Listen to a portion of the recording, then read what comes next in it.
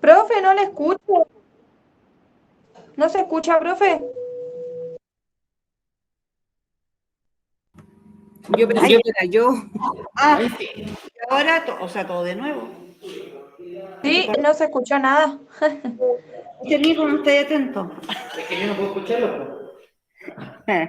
Espérate, ay, tengo el micrófono, tengo el micrófono. Ahí sí, ya, ahí todo de new, ahora sí que es verdad.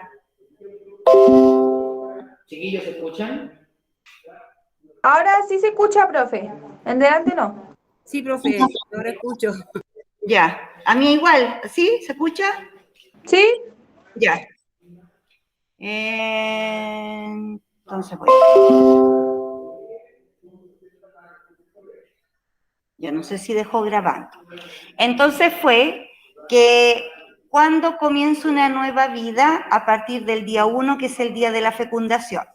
Es decir, que en ese día que son depositados los millones de espermios en el canal vaginal, estos van a comenzar su recorrido movilizando su colita, ¿no es cierto?, para poder avanzar y llegar al encuentro del ovocito secundario.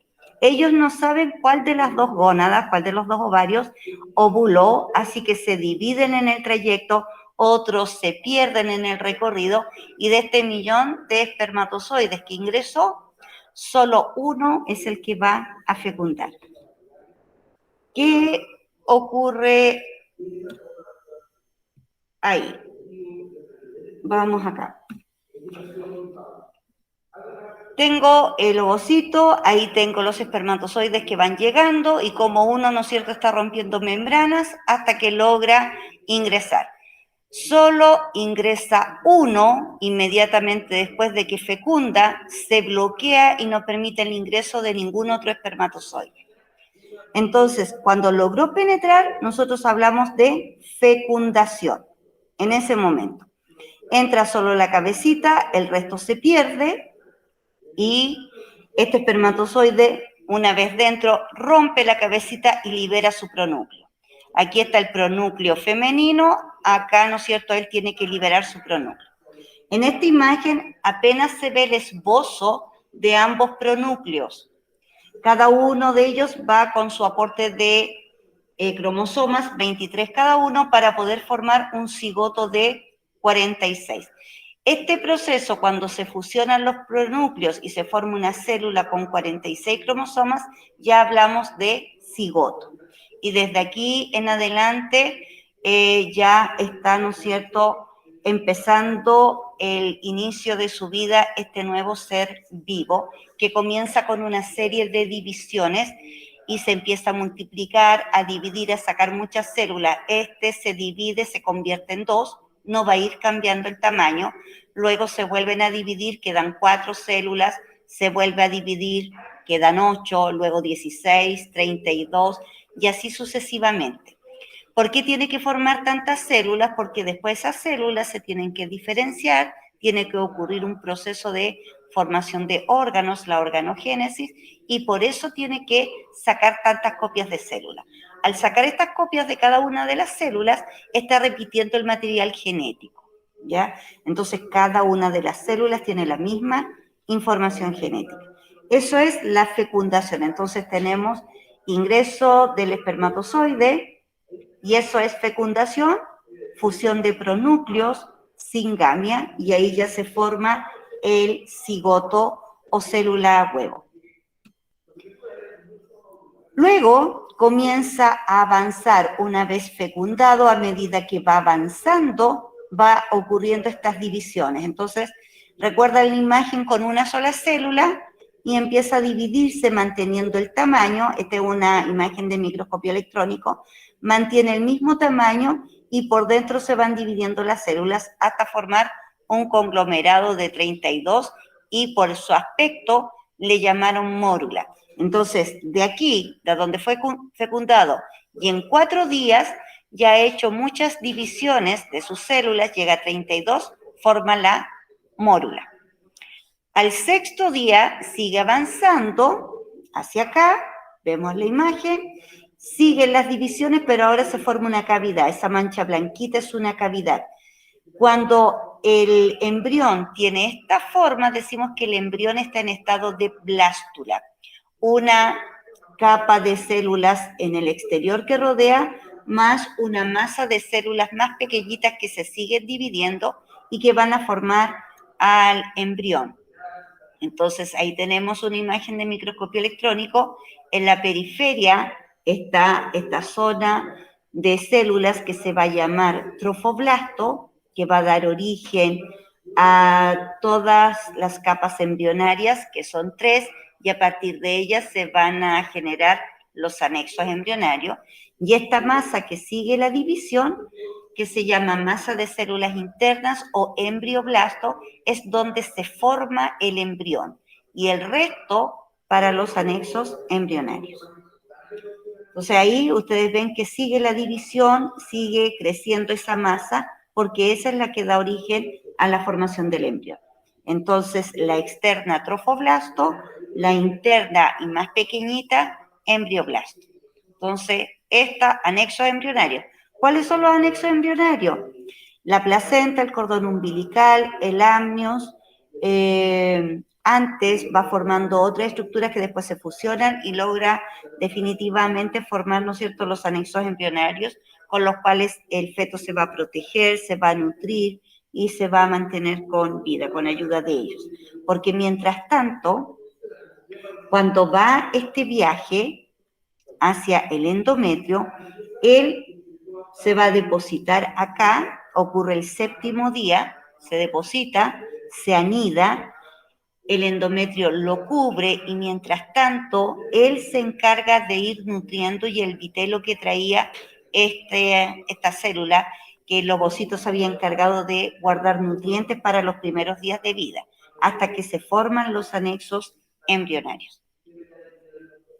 Entonces, después, una vez que se anidó, está cubierto, sigue el proceso y ahora, ¿qué está ocurriendo? Es como poner un puño dentro de una pelota que tiene poco aire y empieza esto a ir hacia adentro. O sea, el embrión va viajando hacia adentro.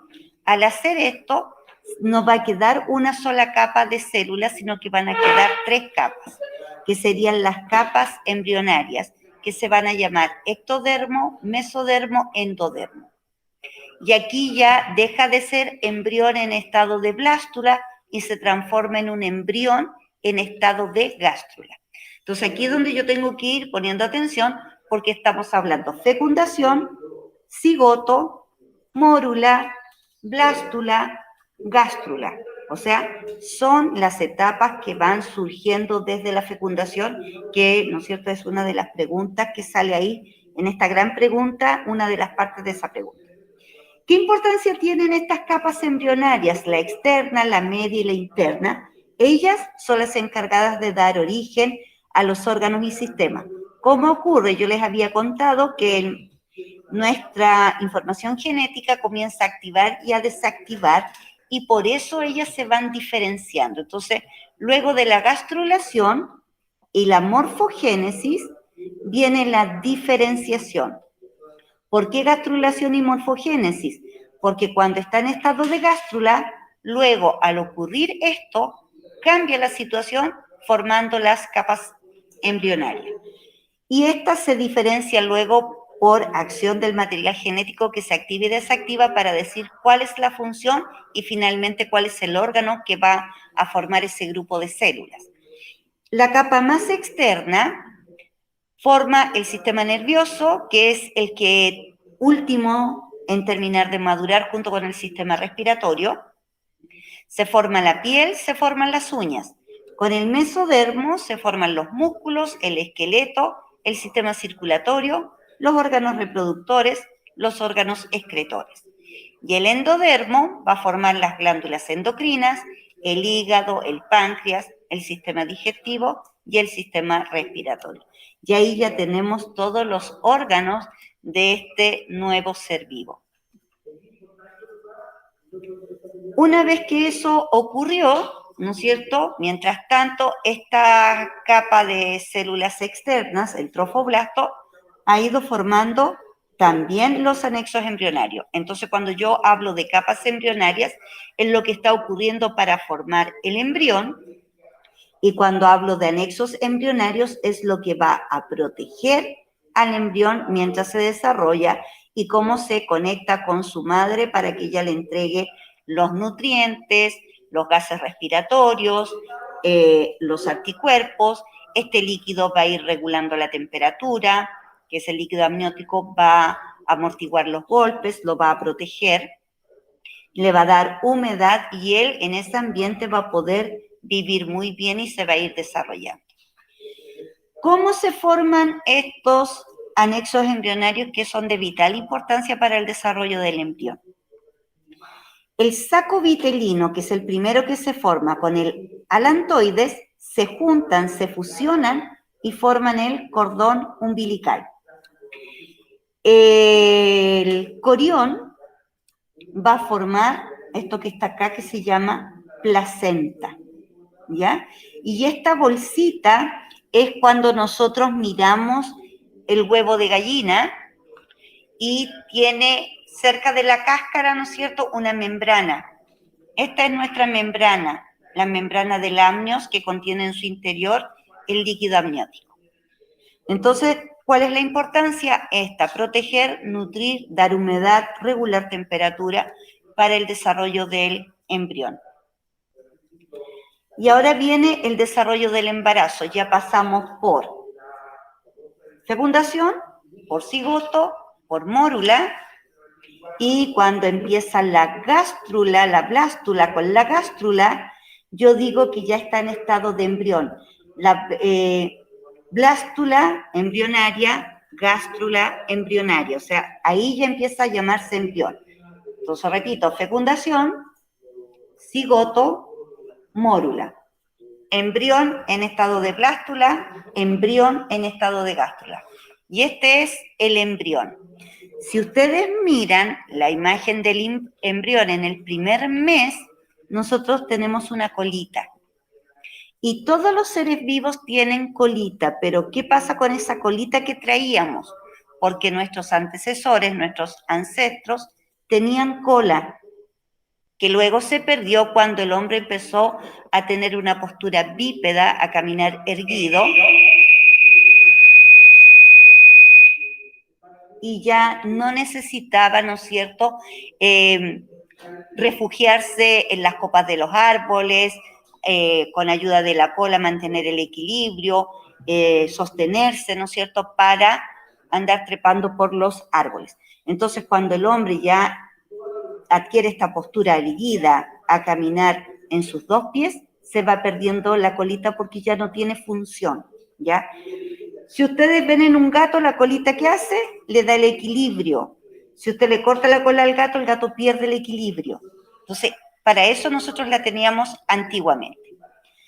Entonces, el primer mes, ¿desde cuándo ocurre? Desde que se implanta esta blástula o nidación en el endometrio hasta las primeras etapas de su desarrollo. Y aquí tenemos al embrión, ya formado el cordón umbilical, se está esbozando la cabeza, vemos una columna vertebral que en sus inicios se llama notocorda, porque todavía no hay huesitos, solo la notocorda, que significa, ¿no es cierto?, toda esa curva que significa que se está esbozando nuestro sistema nervioso. Vemos una protuberancia ahí, que es el corazón, que empieza a latir, ¿no es cierto?, y se empieza a sentir, y ahí uno sabe que el bebé está, y te muestra la imagen, y uno, esto es lo que ves, y eso está latiendo muy fuerte. Y también se están esbozando unos brotes, los cuales se van a transformar después en brazos, y cuando ya la colita se reabsorbe, empieza la formación de las piernas, y ya está el cordón umbilical. En el segundo mes ya vemos más cambios, empieza a esbozarse la cuenca donde van a estar los ojos, los orbitales, ahí van a ir los ojitos, ya hay un mayor desarrollo, ya se está notando, ¿no es cierto?, más el corazón, ha crecido un poco más, y se empieza a distinguir la cabeza, la zona anterior y la zona posterior. Y ahí nos empezamos un poquito a diferenciar de los otros embriones, porque en un principio, cuando está el primer embrión, el primer mes, el embrión de ave, el embrión del cerdo, el embrión de delfín, el embrión de un caballo, de todos los mamíferos, aves, tenemos la misma forma. No se distingue, tú lo miras y no sabes cuál es el del ser humano si es que no te indican el del ser humano. Pasa al segundo mes, ya van cambiando un poquito más, pero tú, cuando los comparas, todavía no logras distinguir cuál va a ser el de ser humano. Y ya el tercer mes comienzas a distinguirlo mucho mejor. Y ya cuando comienza el tercer mes, deja de llamarse embrión y empieza a llamarse feto. Cuando tenemos 3 meses de embarazo, recién el feto mide 3 centímetros, es muy pequeñito y pesa aproximadamente 10 gramos.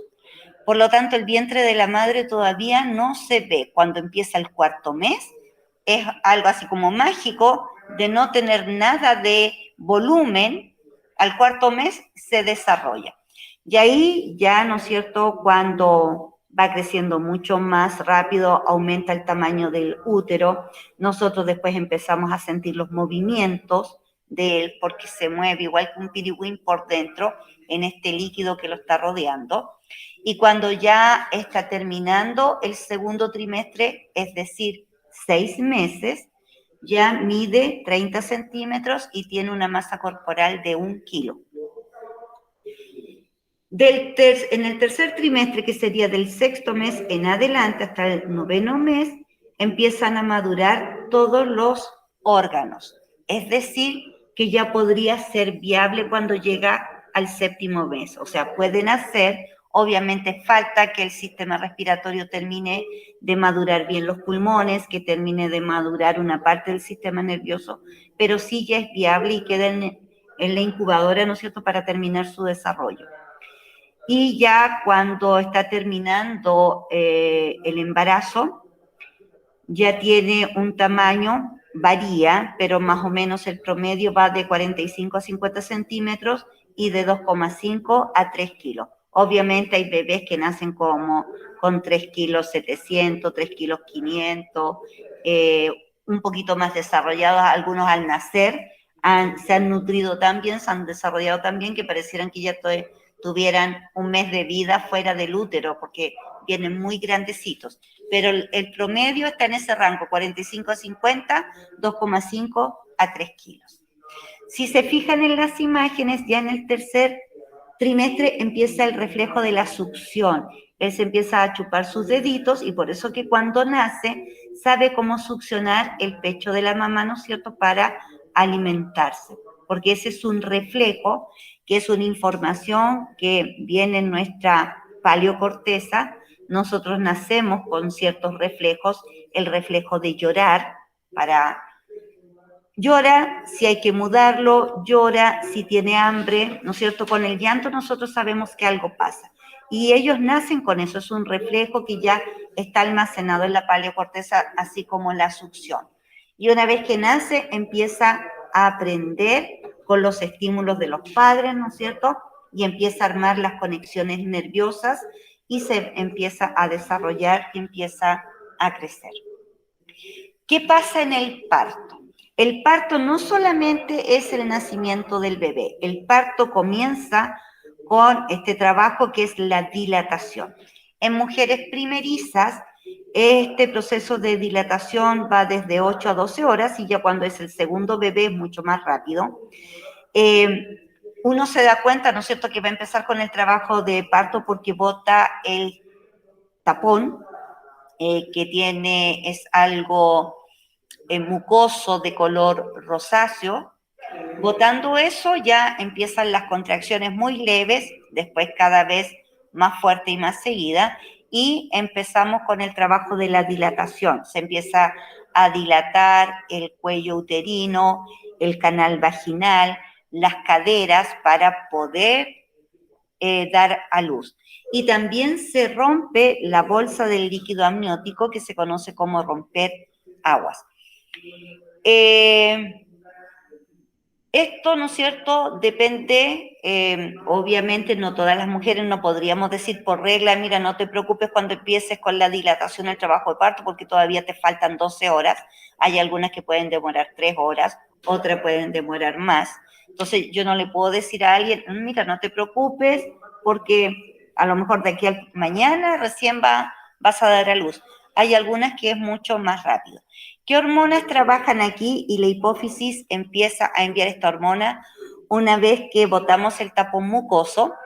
Llega desde la hipófisis al útero la oxitocina, que es la que va a provocar las contracciones uterinas, y va a llegar la hormona relaxina, que va a permitir que empecemos a dilatarnos. Luego de esto viene la expulsión. La expulsión va de 15 a 30 minutos en parto normal. Es cuando el bebé sale, se corta, ¿no es cierto?, el cordón umbilical y el bebé, uno dice, ¿por qué llora o por qué se le da un golpecito? Antiguamente los doctores le daban un golpe como para estimular a este llanto, pero es porque por primera vez hace una gran inspiración y llena estos pulmones que estaban sin aire y estaban las membranas pegaditas, se inflan igual que un globo y nunca más dejan de tener aire sus pulmones. Y por eso es este llanto profundo, porque es una gran inhalación para poder llenar estos pulmones con aire. Y tercera etapa, alumbramiento, que es cuando ya empieza las pediatras neonatales a trabajar con el bebé, y el ginecólogo sigue trabajando con uno porque viene el alumbramiento, es decir, la expulsión de la placenta, y ellos te muestran, ¿no es cierto?, cómo era este nido que tú habías formado en el interior con esta bolsa amniótica y la placenta más el resto de cordón umbilical. Esto demora de 5 a 15 minutos y ahí también para poder expulsarlo, la mujer sigue con contracciones. Y ahí ya nació esta nueva criatura que va a formar parte de nuestras vidas y desde el día que uno se entera que va a ser mamá, ¿no es cierto?, ya empieza tu compromiso con tu hijo porque te empiezas a alimentar mejor, te cuidas, no fumas, no bebes alcohol, porque sabes que tienes una gran responsabilidad. Así que desde ese momento tú ya adquieres esta responsabilidad de ser madre y de ser padres. ¿Qué ocurre cuando nace el bebé? Las mujeres, ¿no es cierto?, obviamente se han desarrollado más las glándulas mamarias, pero empieza también a sentirse como unas contracciones y empieza a molestar los pechos y ya empieza a salir el calostro, que es el primer líquido que sale antes de la leche. Esto es producto gracias a dos hormonas que también vienen desde la hipófisis, que es la prolactina y la oxitocina. La oxitocina provoca estas contracciones para expulsar la leche y la prolactina se encarga de la producción de leche.